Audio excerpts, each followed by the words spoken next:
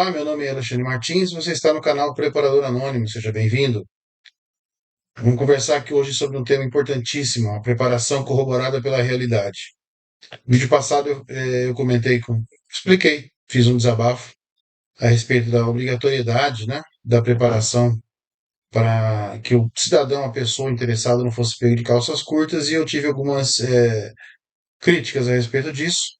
Mas aí está, infelizmente, a realidade para mostrar que, novamente, nós preparadores temos alguma razão quando brigamos com esse respeito. Vem comigo, a gente vai conversar a respeito disso.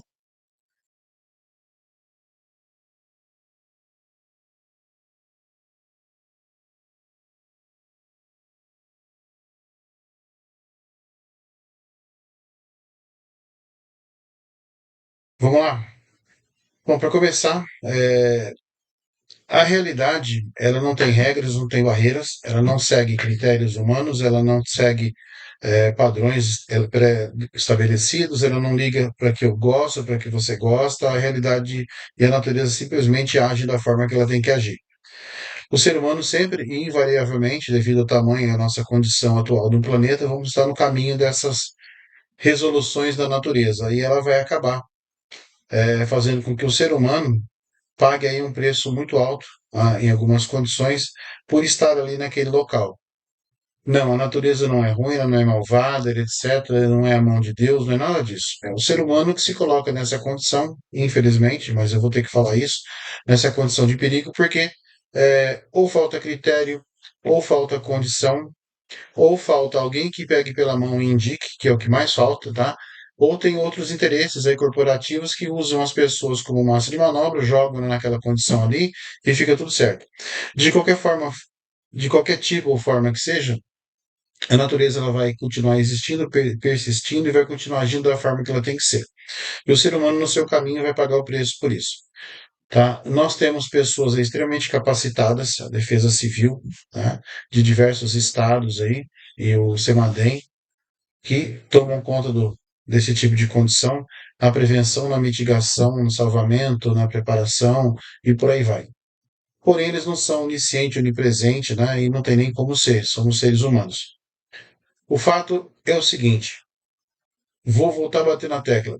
Todo pai de família, toda mãe de família, todo ser humano pensante com dois neurônios funcionais tem que parar de achar que o Estado é onisciente, onipresente, ele vai pegar pela mão e vai te salvar sempre. Ele não pode, ele não consegue, ele é tão humano quanto você ou quanto eu. A resposta, em alguns casos, é muito difícil, é muito demorada. E o fator tempo vai cobrar um preço. Falei isso no vídeo passado e repito aqui de novo. O problema principal qual é? É esse intervalo entre acontecer a tragédia, acontecer a calamidade e o Estado vir pegar você pela mão e te salvar dela. Esse intervalo de tempo, você é responsável por você e pela sua subsistência, pela sua segurança. Então, quando a gente fala de preparação, é exatamente para essa condição que está acontecendo agora. Tá? Um amigo meu me alertou hoje sobre uma condição com relação à água. Tá? A água é imprescindível na questão de sobrevivência. O ser humano não consegue subsistir de forma adequada 3 dias sem consumo de água. Sem consumo de comida, ele perdura aí 21 dias. Mas sem água ele não consegue se manter. O detalhe qual é? Vamos voltar à nossa realidade atual aqui. Nós temos aí uma tragédia climática de grandes proporções, uma calamidade pública, né, estadual, foi declarada aí no sul, né, e a falta total de água. Parece uma coisa de maluco, né? Água, inundação, enchente, água para tudo quanto é lado, mas ela não é potável. Ela é extremamente perigosa para o consumo humano. Por quê? Porque essa água que era para ser potável, de reservatórios, né, de caixas d'água das residências, por que não dos rios, né, que poderiam, seria a primeira opção, estão contaminadas com os esgotos sanitários, toda sorte de contaminantes que essa água, por onde passou, levou junto e se incorporou a ela. Tá? Então, nós temos aí uma série de doenças que vão aparecer e os resgatistas, as pessoas que estão lá, vão ter que se cuidar com relação a isso. Já está sendo comentado na mídia já, leptospirose e uma série de outras condições sanitárias que são aí extremamente nocivas ao ser humano com relação à saúde. Detalhe importante: água. Como é que eu faço? Como é que eu tenho acesso a essa água?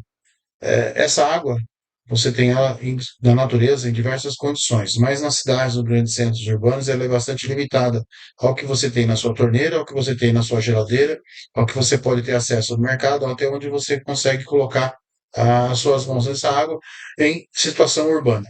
Tá? Normalmente, quando a gente tem falta d'água, a gente vai ao mercado, né, ou abre a torneira e por aí vai. Ah, não tenho água no prédio, vou no mercado e compro alguns galões. O problema é que o mercado está inacessível. Tudo que ele tinha já foi para o espaço. Ou foi perdido, ou foi confiscado, ou foi roubado, ou se foi com as enchentes. Eu tenho acesso a uma água lá que me levaram, eu tenho que fazer essa água render, não posso usar ela à revelia, né? Nesse quesito, a água é vitalmente utilizada e quase que exclusivamente para subsistência humana.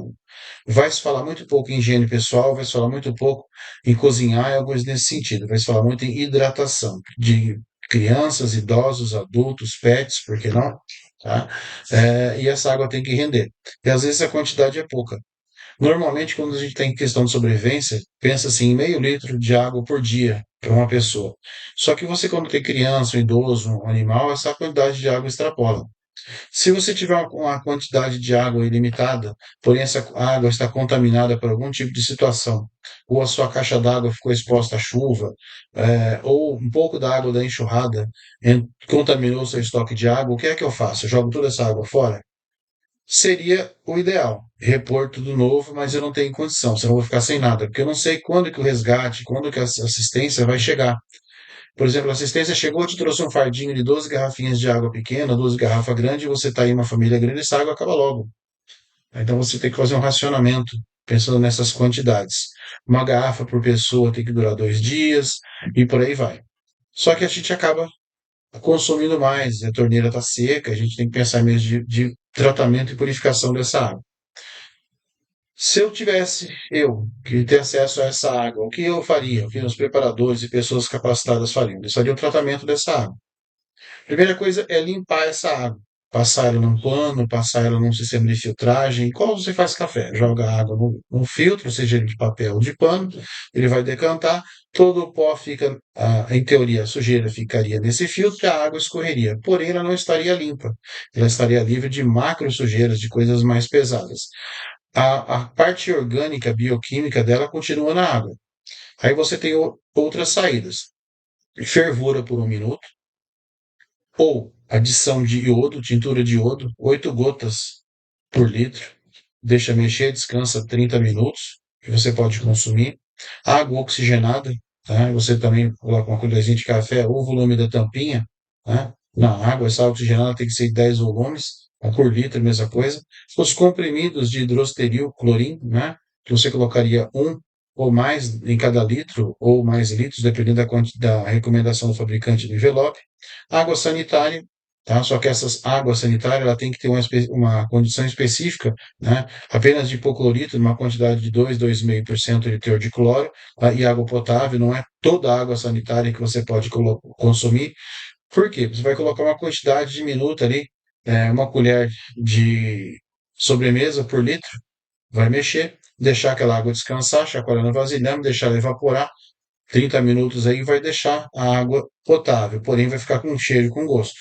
Tá? Consumir com parcimônia essa quantidade. Existe uma coisa interessante com relação a esses meios de purificação, que isso aí é a grosso modo. Ah, mas eu estou em casa e eu não tenho mais como esquentar água, como fazer comida, nada. Então você vai ter que apelar para outros meios químicos, senão a fervura daria aí uma solução. Ah, mas a minha água, mesmo fervida, ficou com aspecto diferenciado. Depois de fervida, um outro pano branco limpo, né? Você passa de novo essa água para tirar qualquer outra coisa que ficar. Ah, mas ela ainda está com cor. Aí uma característica bioquímica que provavelmente nessa segunda peneirada ou nessa fervida ela vai ter perdido. Se essa cor persistir, essa água tem algum outro tipo de contaminante químico que pode ser uma coisa, um metal pesado, pode ser alguma coisa que altere as características dessa água. Observar gosto e cheiro. A água não tem gosto e não tem cheiro, água potável. Né? Uma água desse jeito aqui da foto é praticamente impraticável de você consumir in natura. Ela teria que sofrer, sim, um tratamento adequado.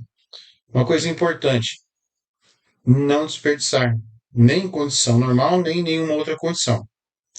Ah, mas a gente está aqui com a água até a cintura, tenta sair desse local, tenta subir num telhado, subir numa árvore, em algum lugar, fazer uma sinalização com apito, com lanterna, gritando, para que você seja retirado dali. Por quê? Porque as suas roupas encharcadas com contaminantes biológicos, ela vai fazer com que você se contamine. Então, o mais rápido possível, você tem que tirar essa roupa, lavar ela e pôr aí para secar e sofrer algum tipo de tratamento. Eu vou deixar aqui no encarte, tá? A recomendação de uma empresa de tratamento de água, o que fazer para limpar a higiene completa depois de uma enchente.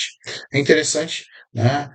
Cada um tem a sua receita, tem a sua solução, mas nada como ter uma recomendação de uma empresa de tratamento de água, nos padrões de uma Sabesp, de uma Copasa da vida. Comida. Eu preciso me alimentar.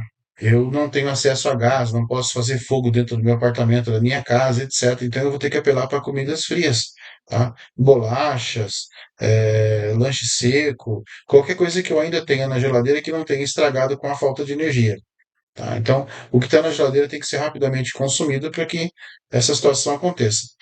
Não aconteça, perdão. Uma coisa importante que as pessoas talvez não levem tão a sério, às vezes não lembrem, por motivo de nojo, asco, ou coisa nesse sentido, são as suas necessidades fisiológicas. É, você não vai ter mais descarga, você não vai ter vaso sanitário, porque os sistemas vão estar todos inundados. Provavelmente, quando você der descarga num andar alto, ela vai embora, só que ela vai parar no encanamento. Se você estiver no andar baixo, quando você der descarga, provavelmente, se tiver muita pressão, essa água vai retornar. Vai contaminar mais ainda o seu ambiente. Então tem que se prestar atenção nisso.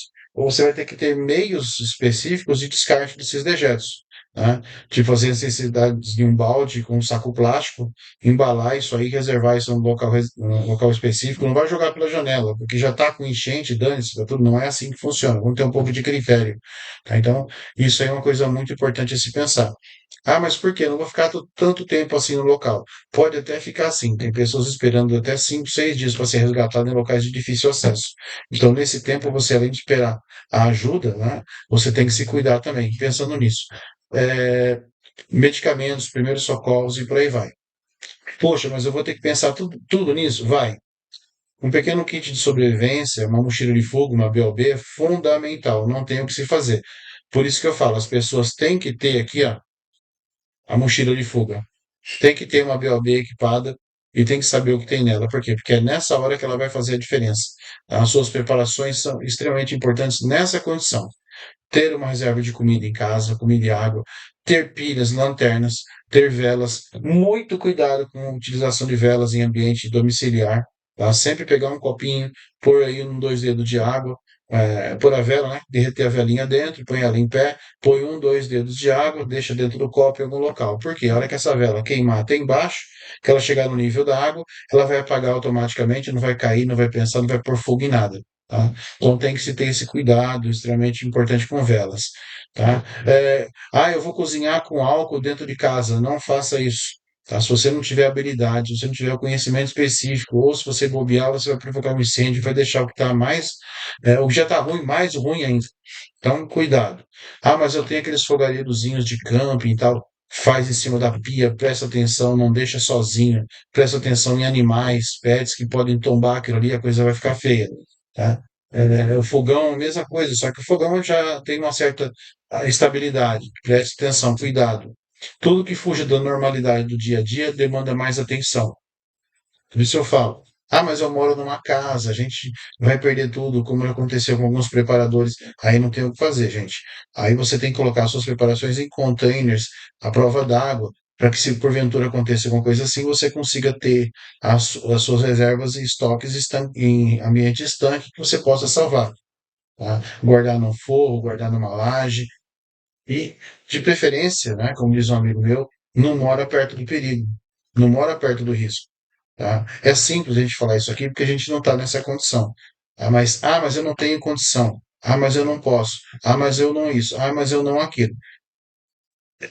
Eu não tenho nem o que questionar nesse sentido, porque a própria pessoa ela já se coloca contra a sua própria segurança. Ah, eu não tenho outro local para morar. Se você achou esse local para morar, você acha outro local para morar. É só você pensar, como eu disse no vídeo passado, que causou bastante polêmica, você tem que pesar o que é mais importante: a sua segurança ou os seus bens materiais. Ah, mas eu não tenho dinheiro. Aí uma outra condição que você vai ter que lutar para poder sair daí. Ah, mas eu tenho um barraco aqui em tal lugar. Cara, se for para ter um barraco aqui, tem um barraco em outro lugar seguro. Na boa. Por quê? Para ter um barraco num local onde você vai colocar você e sua família em risco e não tem condição de ser diferente, eu vou procurar um outro local em que eu não coloque a minha vida em risco, nem a vida da minha família. Porque é muito complicado. O morro desce, a água sobe e você não vai ter o que fazer. Tá? Então, ruim por ruim, procure o menos ruim. Não dá para mudar, não dá para ser ideal, seja seguro pelo menos. Tá? É que às vezes as pessoas ficam com dedos, ficam com medo de falar essas coisas para não ofender. A ideia não é ofender, a ideia é dar opções e mostrar para a pessoa que não adianta. Pessoal, mas eu vou ficar orando aqui. Cara, Deus ajuda, mas tem que fazer nós temos que fazer a nossa parte. O Estado, ele não vai, na maioria das vezes, ele demora para fazer o atendimento, porque o Estado é uma máquina pesada, cheia de regras, cheia de burocracias. Até essas burocracias serem vencidas, vidas já se perderam. E isso é o Estado, ele funciona dessa forma. Tá? A calamidade está acontecendo há não sei quantos dias aí já no Sul, eles estão votando a liberação de verbas do estado de calamidade agora. Tá? Então, quer dizer, é um tanto complicado. A ministra comentou na entrevista agora de tarde que né, o dinheiro está disponível, mas ninguém pediu nada ainda. Quer dizer, não se tem bom senso de se investir. Enfim, não vou entrar nesse métier de política, mas, como disse o presidente aí há uns dias atrás, não adianta ficar correndo atrás da desgraça, tem que evitar. Né? Isso está correto. Tá? A prevenção ainda é e sempre será o melhor remédio. Então, tem que se ter uma mochila, aqui, ó, mochila. Tá invertida, a imagem está difícil de fazer. Uma mochila, uma BOB pronta, tá? Para esse tipo de situação. Por quê? É nessa mochila que vai estar o seu resguardo, vai estar a sua segurança, vai estar a sua condição para cuidar de você e da sua família. Então, eu não sou preparador. Cara, todo mundo já foi ou é preparador. Ele só não descobriu ainda, porque quando você se previne, você se torna um preparador. Não precisa ter milhões de reais de estoque nessa coisa toda. Você tem que ter comida suficiente em casa para pelo menos um mês, de um mês para o outro. Tá repondo isso aí, para não ser pego nessa condição. E comidas que você consiga colocar numa caixa estanque, de preferência, igual essa aqui que está aparecendo, tá? Para que você, se acontecer alguma enchente, alguma coisa, inundação, você consiga tirar aquilo ali, colocar no local seguro, consiga colocar na traseira de uma bicicleta e levar embora, na traseira de um carro, e não esperar a carga bater no ventilador. Tá? Então, resumindo, água, imprescindível. Não tome qualquer água, faça o tratamento dela.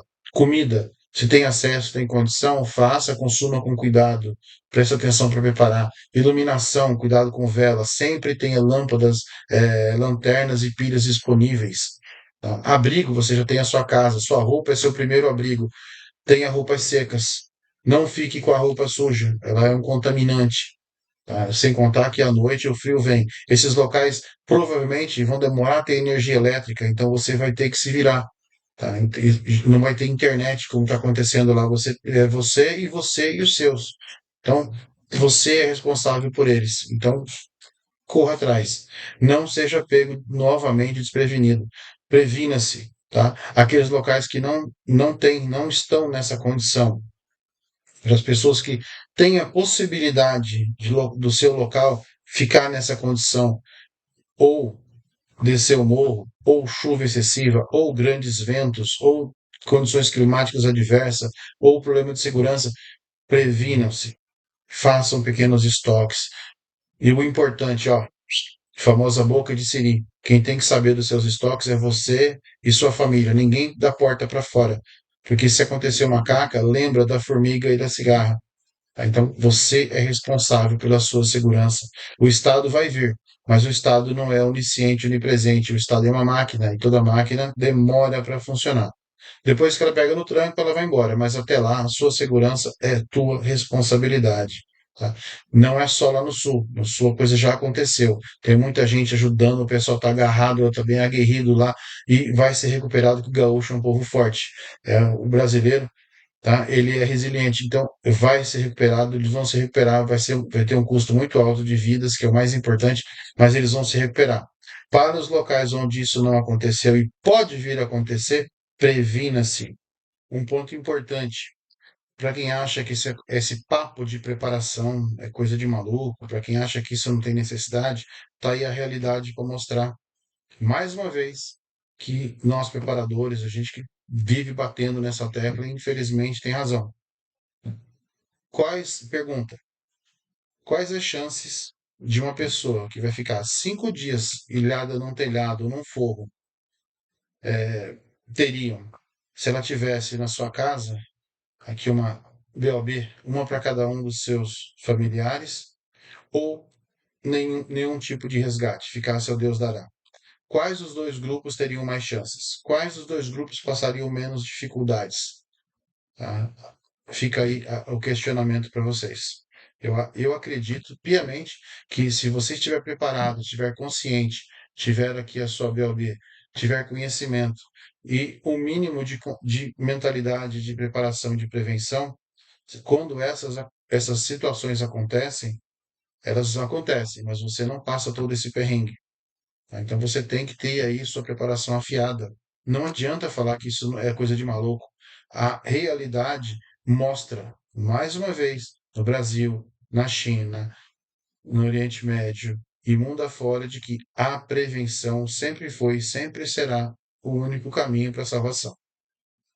Então preste atenção nisso e lembre-se disso sempre. Tá? Fique atento. Não, não espere que a ajuda só venha do céu. Tá? Então, mete o joelho no chão e ore, mas vai lá e faz a sua parte. Meu nome é Alexandre Martins, você está no canal Preparador Anônimo. Fique bem seguro.